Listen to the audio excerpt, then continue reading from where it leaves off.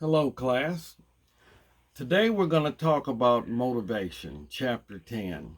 Before I begin, though, let me reiterate these short lectures are not a substitute for reading the chapter. Still read the chapter and review the chapter PowerPoints. So, I'm going to start at the beginning with scientific management. Scientific management was an attempt to apply scientific methods to managing people. It's all about efficiency. The name I want you to associate with scientific management is Edward W. Taylor.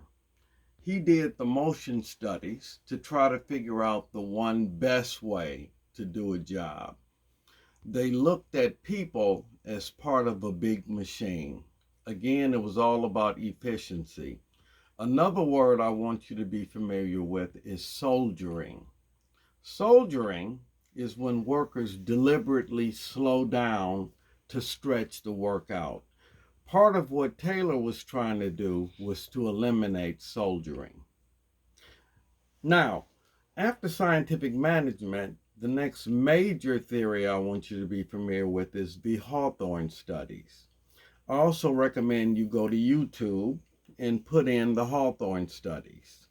The name that you're going to associate with that is Elton Mayo. And what they did, they went to the Western Electric plant in Hawthorne, Illinois, to look at the effects of lighting on worker productivity. They had a control group and an experimental group. For the experimental group, they increased the lighting to see if it would increase productivity. Lo and behold, productivity went up. However, the control group, for which they did nothing, their productivity went up also. So they decided to flip them. This time, they increased the lighting for the control group and nothing with the experimental group. Again, productivity went up for both groups, which leads us to conclude the lighting has nothing to do with the productivity. Actually, it was the attention paid the workers that caused them to be more productive. This is an important study because it's the first time something other than money was shown to motivate workers. It was about human needs. Now, this opens the door for more theories based on psychology and sociology. The next theory we're going to talk about is Abraham Maslow's hierarchy of needs. According to Maslow, people have needs and they have to be fulfilled in order. At the very bottom are physical or physiological needs, then safety, then social, then esteem, and then self-actualization. Now, it's important to understand they have to be filled in order. For example, if I was to recognize you as Employee of the Month, which is appealing to an esteem need, well, it wouldn't mean anything to you if your physical needs haven't already been met. If you're cold and hungry, you don't care about being Worker of the Month or whatever. Again, the needs have to be fulfilled in order. After Maslow, the next one we're going to talk about is Hertzberg. Hertzberg's two-factor theory. Now, according to Hertzberg, some of the things that we think motivate people really doesn't, like your pay. All they do is stop you from becoming a dissatisfied worker. If any of you have ever been a dissatisfied worker, you know dissatisfied workers are less productive, call in sick more often, complain. They're just generally less productive. And according to Hertzberg, your pay, the work environment, those are hygiene factors. They simply stop you from becoming dissatisfied. If you've ever been to work and it was like, let's say, too cold, my hands are numb, my feet are numb, I don't feel like working.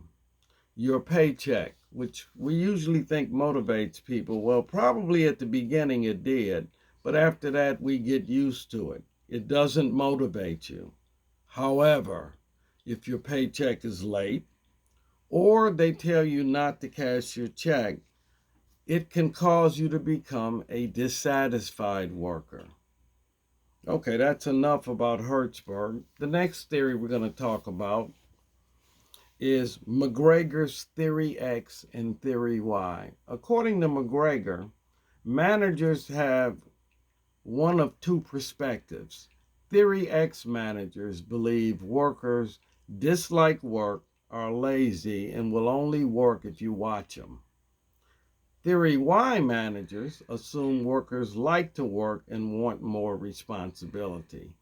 I'm sure some of you have been in a situation where you had a Theory X manager who, what's the term, micromanages people. It's because they don't trust the workers. The next theory we're going to talk about is Theory Z. Theory Z is a theory by William Auchi, a Japanese American. He attempted to combine the best of American and Japanese management into what he called Theory Z. For example, in a Japanese company, if you get a job, you have a job for life. You have job security. In the American system, you don't have that kind of security. However, you can get promoted a lot faster, and you don't have to stay in one track. So again, Auchi attempted to combine the best of both. Last theory for part one of our little discussion is reinforcement theory. This is the one my mother used. You reward behavior that you want to see repeated and withhold a reward. Notice I didn't say punish behavior that you don't want to see repeated. This theory is shown when you have workers who work on commission, right? They make a sale and they're immediately rewarded with the commission.